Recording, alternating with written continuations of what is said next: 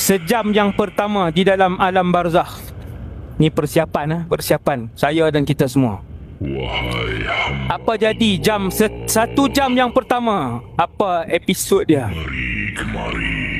Bukan selepas ambil nyawa tau. Lepas ambil nyawa dia ada perjalanan dia. Lepas ambil nyawa, nyawa keluar daripada tubuh badan kita. Tubuh badan kita pun kosong, tidak ada lagi ruh. Tubuh badan itu akhirnya akan merebut, akan mengeluarkan ulat, akan pecah tubuh badan tu. Dia membusuk, pecah sebagainya. Waktu roh keluar, dia ada perjalanan dia. Itu cerita lain, saya tak mau cerita. Dia ambil masa. Kemudian dia dibawa pergi ke alam barzakh. Pada 1 jam pertama di alam barzakh, mereka-mereka yang mati dalam keadaan su'ul khatimah, mereka akan menyebutkan perkataan qal. Ni Allah cerita dalam Quran tau, bukan hadis. Rabbirji'un, Rabbirji'un. Orang-orang munafik, orang-orang fasik, orang-orang kafir, saat ataupun minit yang pertama bila dimasukkan ke dalam alam barzakh,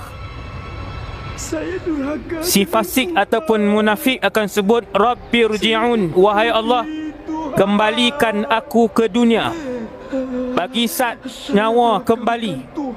Boleh tak wahai Allah, nyawa yang hang bagi dulu waktu aku hidup dulu, boleh tak kembalikan sebentar saja nyawa itu wahai Allah, la'alli a'malu salihan fima tarakt. Dulu aku semayang lambat, dulu aku tak pernah semayang subuh, aku semayang maghrib isyak saja.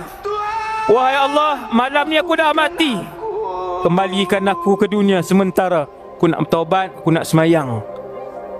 Aku nak bertaubat, aku nak sedekah. Aku nak taubat, aku nak baca Quran. Dulu aku lalai ya Allah. Aku tahu ada kematian, aku tahu ada barzakh, tetapi aku lalai wahai Allah. Ayat ni disebut dan diulang-ulang, disebut dan diulang-ulang, dan tidak akan diberikan nyawa yang kedua untuk sesiapa pun yang mati. Tak ada nyawa kedua. Saya dan kita semua seorang sekali je akan merasakan sakit mati.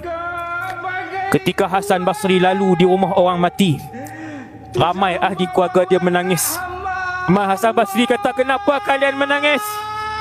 Ayah kami meninggal.